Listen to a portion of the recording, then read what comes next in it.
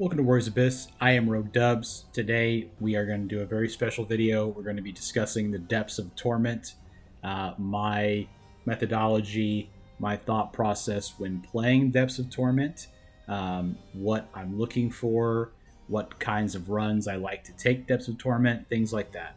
So before we start with that, why would you do Depths of Torment? Because you want these records of sin. So this is something that you can equip before your run begins, and they have very powerful effects potentially, such as, increasing the attack by 14% when you interrupt an enemy's telegraph attack.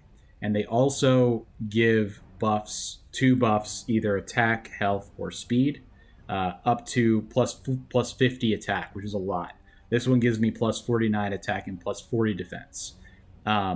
Rank 5s are only available when you are doing a Depths of Torment using a file from Traversal level 5 or 6. Now, that doesn't mean that you should not do Depths of Torment until you hit Traversal 5.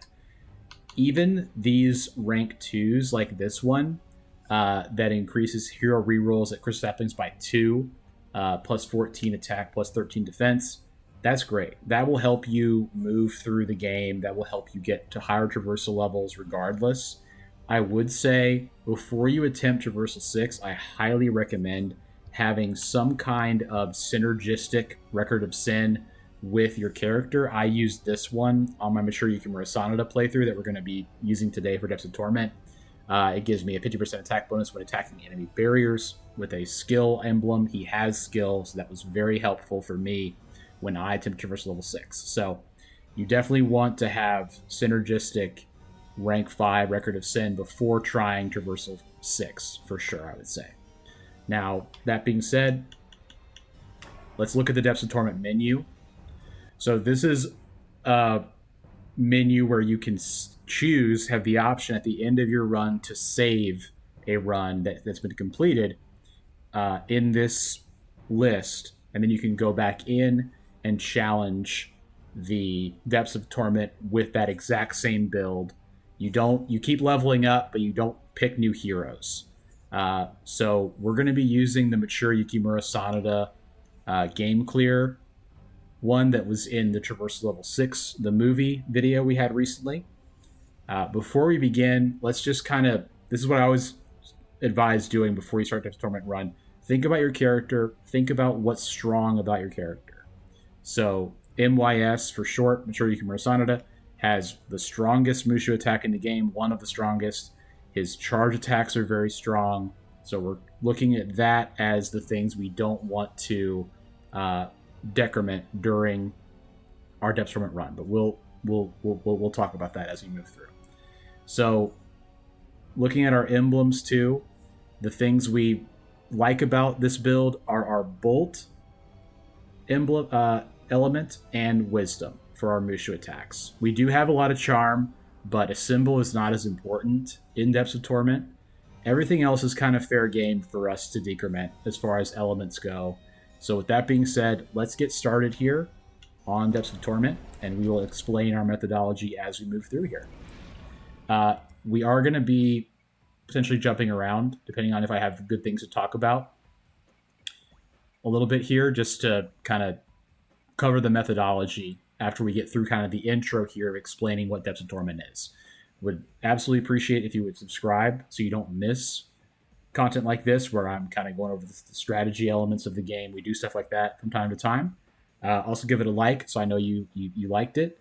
And let me know in the comments what you think of Depths of Torment, your best Depths of Torment run, any kind of feedback on other videos like this that you'd like to see. I've got some ideas already, but would love to hear from you anytime.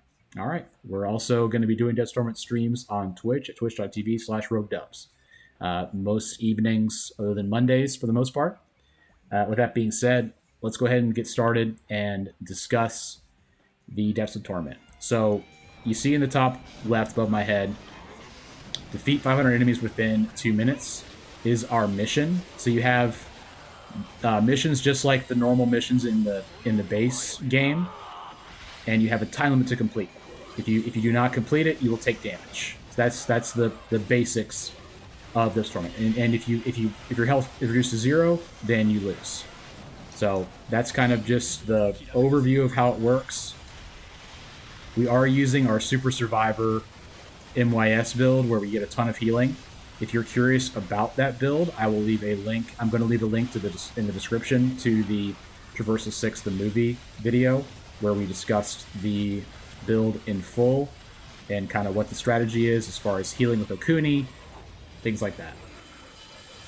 So once you finish the mission, you're given the choice to, always given a war banner to change your formation and hero formation, just like a normal game. But the portals are different. There'll always be 2, and you'll have a choice between 2 things here. I like taking increases Sin Spewer attack speed by 20% because you can just destroy the Sin Spewer projectiles. They're not super threatening. Number of kills required for missions increased by 100 is also not a big deal until it gets crazy. Like these have the chance to show up more than once, of course. So if you take this 5 times, 500 additional enemies is getting a little steep. I would say up to 1,000 should be doable for your build if you're trying it at Depths of Torment. But beyond that, you might have trouble clearing the mission. And this is a Traversal 6, so we're going to see, a little bit tougher enemies just based on that. One thing to mention too, the reason we're doing this on our game clear Traversal level 6 is that normally those rank 5 Records of Sin, the most powerful ones, only appear starting at rank 5, or starting at level 40. So you see in the top right there, it says 2. So you have to reach 40 normally on Traversal level 5 clear file before those start appearing. On a Traversal 6 game clear, only level 25 you have to reach before they start appearing. And then more and more of them will appear. So we can get up to the point where there's a lot that are popping out at the end. Now, Sin Spewer attack speed, once again, is just fine. I will be taking that. Increasing enemies' attack by 20% is also not bad. If you think about it, you usually are not going to be taking damage if you have a character that you're comfortable with and you're moving around enough, and you're paying attention to the telegraphed attacks, things like that. I mean, you're going to get hit, but it's not as bad as some of the other effects that we'll see, and we'll cut in and explain when there's a really bad one. Okay, you want to just cut in here for a second. I got another Sin Spewer attack speed by 20%. So what you can do too is look here at special effects in this menu all the way to the right, and that, if you look at the very bottom, it has other effects, which includes the Sin Spewer attack speed that we've already taken. So later on, we'll see things like reduces a symbol charge by 50%. If you take too many of those, your symbol gauge stops charging. I think if you have too few of charm, it will, like, I don't have the level 3 of the Mushu, of the symbol gauge charge. So if you have 150% a symbol gauge charge reduction, it no longer charges. Just keep that in mind. For this build, we definitely want to keep our symbol gauge charge enough to where it's at least charging, so we can trigger Okuni to heal us if we need to. So you can always look at that special effects thing if you're not sure what effects you've already taken, so you don't get yourself in trouble. And we'll talk about some other ones that could get you in trouble once we see them. All right, so we got here.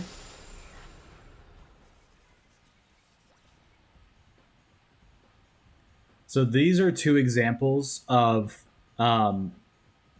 two portals that, depending on your build, may not matter to you at all. Like this says makes attacks pierce the barriers and deal 50% bonus damage. So we don't have any barriers on this build. Other than, I mean, the AK's Goldlock does have a barrier, but we already get pierced for damage while it's up anyway. So it's not that big of a deal. But this one as well, increase all heroes summoning cooldowns by 50%. We don't worry about what our summons are doing as far as their cooldowns go, like it's not important to our build. A Soaring Blade build would not want to take this for sure. But for this specific build, we're not getting a lot of power from our summon skills besides Kobayakawa and on slot 1. But we can definitely take this one. Another thing I forgot to mention is, you see how it says reduce your max health by 5? Every time you go in a portal, it's going to reduce your max health by 5. So that's their way of adding some inevitability to this system, where you always lose 5 max health. So that's why, you know, it kind of makes Peach Trees a little bit more viable, the thing that gives you some max health while you're playing the game. It also makes Zushu very, very viable for this game mode, because he gains max health as he levels up. He has some stuff he can do that's crazy. If you have enough healing with him, you can just intentionally fail the missions. He'll take the damage and then heal it. If you had Zhang Chuna, for instance. So something else to keep in mind there. Good example here. Decrease attack of Bolt attribute by 300. Bolt is our only attribute we have that's doing damage. We have 10 bolts, so we don't want to take this. We're going to take the increased required kills by 100, because that is takeable. So there's something to think about there.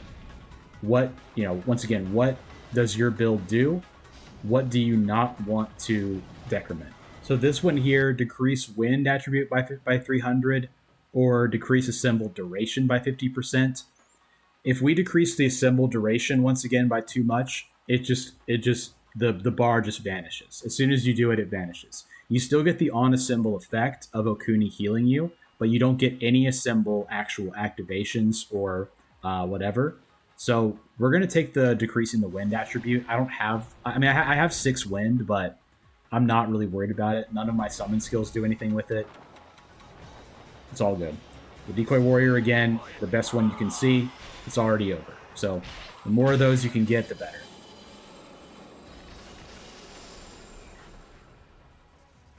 Okay, wanted to mention this one. Increases health and barriers by 10% of enemies. If you take this too many times, you're done. Period. I think you can take this maybe twice, but more than twice, you're going to have a problem. I mean, unless you're, especially on Traversal 5 and 6, unless your damage is just crazy, this can be a huge problem. You may not think it is. You may think, oh, 10%, that's nothing. It adds up. And the thing is, this is a time-based challenge. Taking the ice attribute attack down by 300. We don't have any ice, it's fine. So if it takes you a longer amount of time to defeat enemies, you're in trouble. Period. Okay. Another 2. There's a couple of trials that you can take in Depths of Torment that have, you know, permanent effects that can be bad, can be not. Enemies no longer dropping peaches. If you have enough slay or enough wisdom with a character that gets a lot of consecutive hits, not a big deal to you, because you're healing from other stuff. We'll probably take this eventually because we have so much healing with a Okuni already. But this is the other one that's great. Disables health recovery when you level up. Traversal 6, we don't heal when we level up anyway.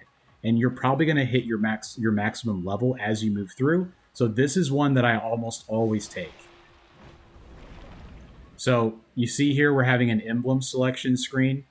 In case you need any other reasons to play MYS, which you probably don't, he's the best character in the game, he will continue to get emblems every 6 levels. That's one of his traits. So this could be really good for you.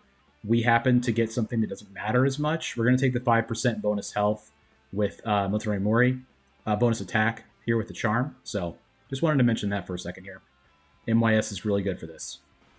All right, cutting in here for a second to show you this one. This is an example of 2 pretty bad situations here. Decrease attack for Musha attacks by 50%.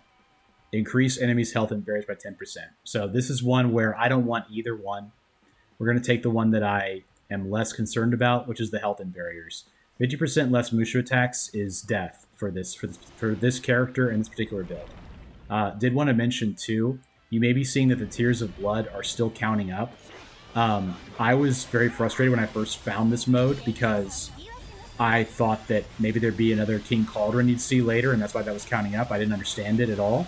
But it's only there because there's some characters that continue to gain attack.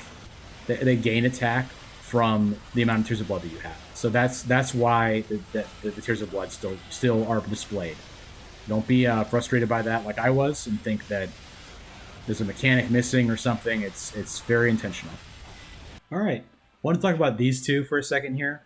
Increases damage upon failing a mission by 50.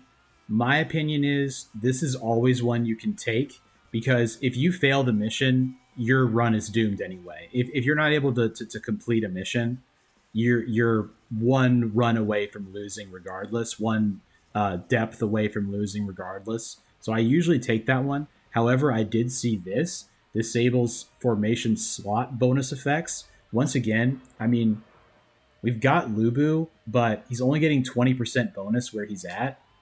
I'm going to take that. Like, it doesn't really matter to me, like having 20% bonus attack. Again, one that might really matter depending on your build, you know? But for what I'm doing specifically right now, it doesn't matter. Once again, cutting in here, increases evasion cooldown by 40%. This is really bad for me. I think this is something that can kill your run pretty quickly. But the other one we have the option for is decrease attack for Bolt by 300, which I'm also very scared of because Bolt is, I think, a lot of our damage with Lubu being here. So I think I'm going to go ahead and do the evasion cooldown reduction. It'll be okay. So I did want to just talk about for a second the yellow currency you're seeing in the bottom right as well next to the Tears of Blood. Those are like called Tears of Sin or something. I don't understand the point of them because when you are purchasing the Records of Sin, you spend Karma Embers. You don't spend those things. And the number of Records of Sin and the ranks are determined by the level, the depth that you reach, regardless. And there's never a difference between those yellow, like the increase that you get to those yellow is always the same. Like looking at the portals, you don't have a different like option. Like there's not like, oh, this one gives me 1,000, this one gives me 1,500. They always are the same. So here, I'll show you. Plus 2,000 Spirit Essence, plus 2,000. Like there's never a difference between them. So it doesn't matter. It's kind of nothing. This is terrible. This is one of the worst decisions I've ever seen, honestly, between these two, because my formation technique is what heals me, sets up the barrier and restores health, but this makes it impossible to see enemy telegraph stacks. I was going to mention this one. This is one of the hardest ones to take. It doesn't seem like it is. You might be thinking, oh, I don't even look at the attacks anyway. You don't realize how much you really do, but you definitely do.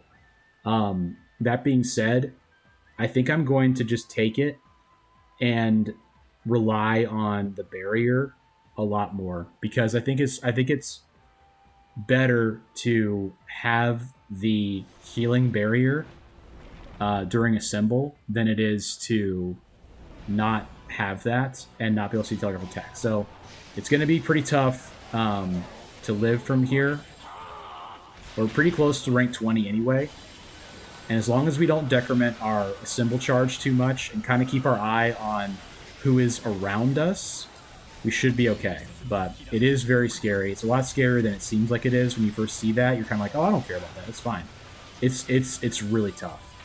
Especially if you don't have a mobile character. Like, MYS is very mobile, so you don't really have to worry about it too much. But if you have a character that stands still a whole lot and during their attacks, you're going to be in trouble because you won't know when to move.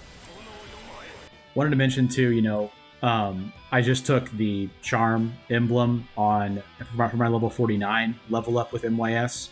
You will not see free emblems anymore in any of the phases. You don't get Karma Embers. You don't get new emblems.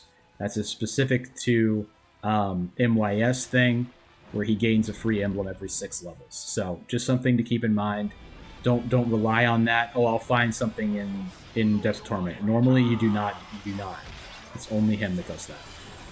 Mentioning here, I am rank 49. That is the max level. That's the max level that anyone can reach once you've unlocked all the characters. You will not level up further than that in Depths of Torment. I was curious about that myself, but you stop leveling at your max level as well. Which, again, is just attempting to put a cap on how far you can go in Depths of Torment. If you could keep leveling, there's probably a build that could go infinite with Zushu. The guy that increases his max health every so often, every few levels. Although I think at a certain point, the you would take enough bad missions, enough bad challenges that you'd be dead. Okay, so we are at depth 25. So at this point, we will get at least 3 rank 5 records of sin. From here on out, the further we go, the more records of sin we'll get, the more rank 5s we'll get. So let's talk a little bit about what would be a great Depths of Torment build.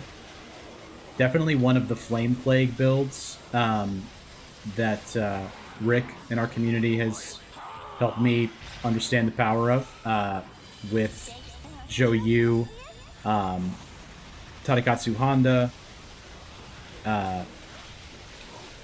Sunjian, where, you know, a spreading plague of explosions, you know, fills the arena, killing people with flames. That kind of thing is very strong for this because it's very low risk. You can just simply walk around with your protective stars and keep defeating enemies. That is ideal. The question is, can you make a run like that strong enough to beat Traversal 5, Traversal 6? I think you would need to have some flat damage support for the bosses, because the Flame Plagues are very powerful for like phases. This is basically a long phase, you know. These fights are mostly phases, and when you fight the bosses, you can manage. So I think you need some kind of flat damage through Motsuri Mori, something like that. But that would be probably the ideal build for Depths of Torment because it's so low risk. I think Soaring Blade might be kind of tough because there's so many effects that impact your ability to summon, like the summon cooldown with the summon skill power. It's harder to make that work. Super Survivor builds that have a lot of max health, things like that are extremely strong.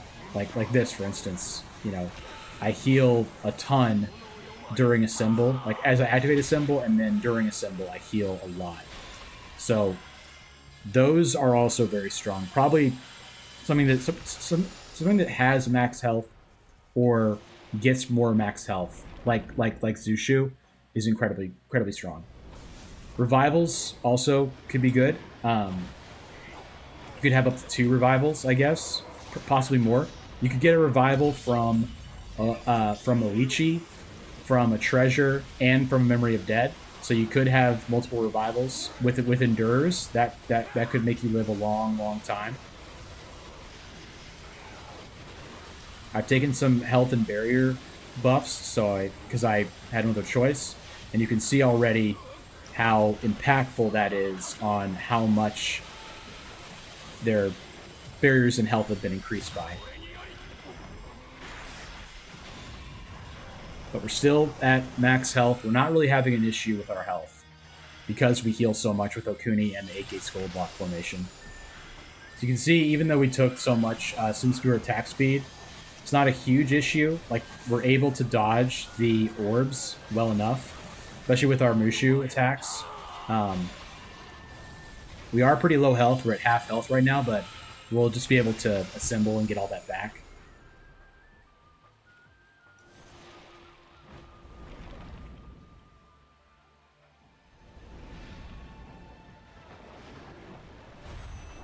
I will say our evasion cooldown is getting pretty crazy, so we may not be able to evade very much anymore, or at least be very mindful when we do. Not like that.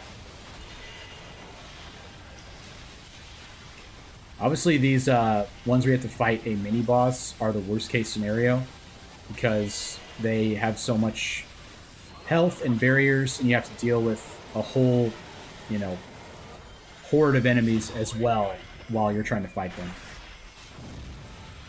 You can see now that we're definitely having some damage problems, finally. I also took the one that disabled our formation effects, which was, on this formation, it's an increase to Mushu damage. So that has been quite a problem showing up here. I don't know if we're dead, but again, this is where you see taking that, the problem associated with taking that one that makes you not able to see telegraphed attacks. It's really crazy how much you rely on that more than you think. Like, I'm healing just fine, but the issue is I can't do enough damage to this guy. Because, you know, you only get stronger to a certain point. Like, every time you level up, you get, I think, 10 attack and 10 defense. So after that point, you know, those upgrades you're giving the enemies are sticking. We may not be able to complete this mission. I don't think we're going to die, but we may fail the mission. I don't think we've taken the thing that increases our damage taken at the end of the mission yet. If we have, we have. Having to take that telegraphed attacks thing is so bad. I really don't like taking it at all. Only have 8 seconds left. We will see if we're able to do it. It's going to be pretty close. Because reducing that Mushu attack power, you can see, is just a big issue for us. We'll try quick summoning Kobayakawa. We'll try quick summoning Lubu if we can. Didn't make it. Alright. Mission failed, but we didn't lose enough health to die. So here we got, you know, increase attack towards enemy barriers by 40%, or increase their health and barriers by 10% again. So, I mean, either of those are really bad. I'll take the health and barriers for now, just because if we took the damage against barriers and we got a boss, we would definitely lose. But we are probably at the end here of what we can do. We'll keep trying.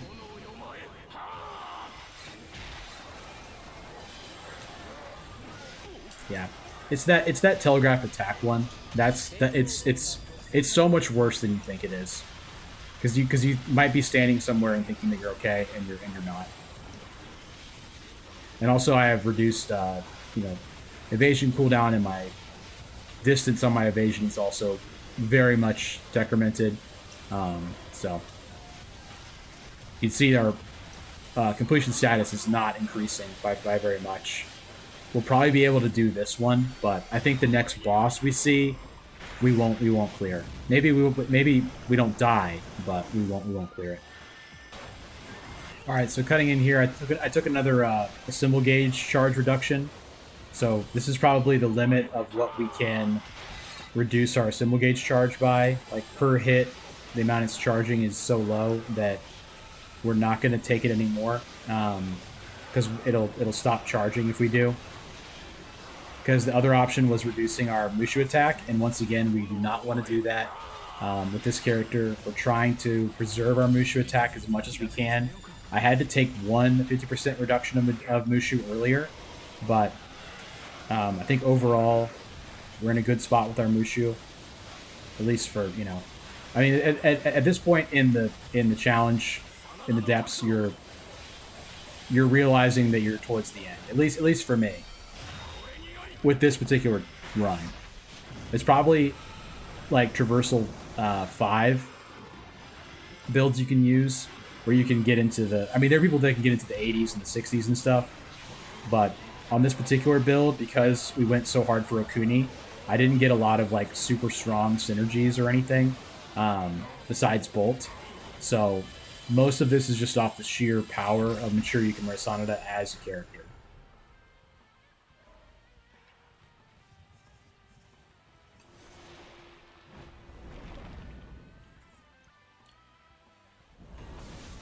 We have reached depth 40.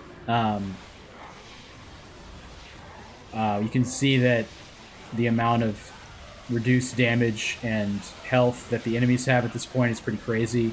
It takes a lot to defeat one enemy at this point. Once again, though, we're relying heavily on our Mushu attack, which is the thing that primarily defeats the enemies for us. If we take too much damage, we hopefully will have an Assemble charge to use. We also have reduced Mushu and Assemble charge. However, we do charge some automatically when we get hit, so there's kind of that going for us, I guess. At a certain point, though, our health will be so low that we can't even get hit at all. I do think we're in a good spot as far as clearing this stage to get to 40, which I believe is another hurdle to getting even more Records of Sin than we already would have gotten. Last time I took one that stopped them from dropping peaches. I feel like we're healing a lot from consecutive hits and things like that. We're going to keep decrementing our evasion, which is scary, but I mean, our evasion is already pretty nothing.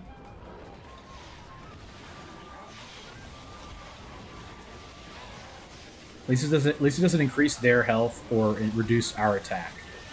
At this point, you want to avoid that as much as you possibly can. So yeah, once again, you know, if we get hit, we hopefully have an Assemble charged, and we just use it to get our health back, put a barrier up, get a little bit safer, try to reposition for a good Mushu finisher, and then continue on with our objective of trying to survive Depths of Torment above level 40. It's pretty hairy up here, but I think we're doing good. Once again, we should be able to clear this stage, but we've gotten really lucky. We have not gotten a boss being our mission. I think the first time we see that, it's probably over. Just because of how little damage we have to barriers and such. We are taking a lot of damage already, but you know, once we get our Assemble back, we'll heal to full pretty much once again.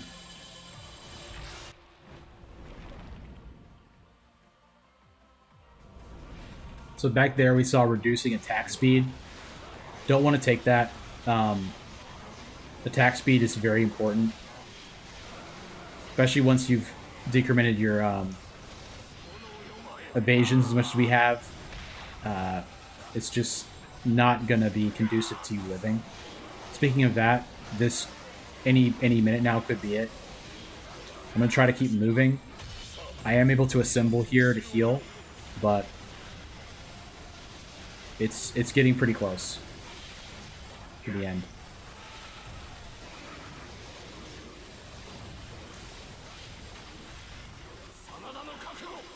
All right. 43, we're one off from our, well, we're two off from our personal best. We have to beat 45 to beat our personal best. We will do our best to beat that. That'd be really cool. But stuff like that is not going to help, standing in the way of an attack that I definitely could have dodged. But, you know, now that we're down here, we're going to just kind of let this play and see what happens. I mean, I think, you know, any moment now, we could get hit for something that we can't come back from. Like that. Once again, don't think that had to happen, but it did. I'm going to save my Assemble for next phase because we're almost done with this one, so that way I can heal a little bit more.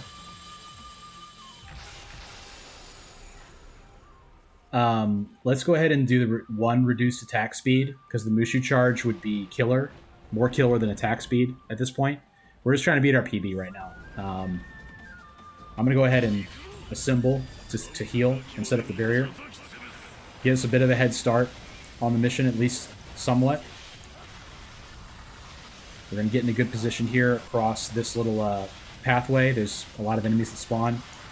The attack speed is absolutely brutal.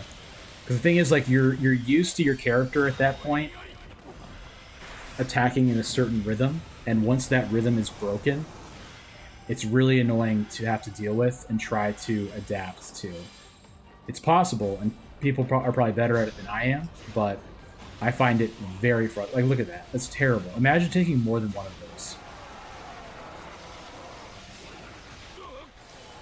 We're going to rely on getting hit to charge our Mushu, probably, at this point.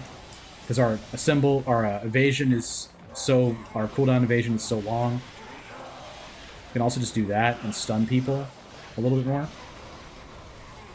So we're going to do a Mushu attack in the biggest area we can find, right here. That's pretty good.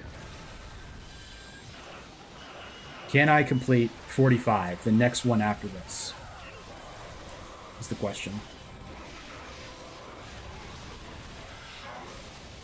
I think getting to 45 would be PB, actually. I think that's how it counts it. But this is pretty brutal. Because the attack speed, too, affects your timer. So attack speed is one that you really want to hold off on taking. We're going to take the damage here probably from. I'm gonna accept the damage from failing the mission. It might kill us. I've taken it a few times. It did kill us. That's fine. I thought it would. But we made it to 44. So same one as our previous PB. 56 minutes played. I got up a couple times, so it's a little bit different than that.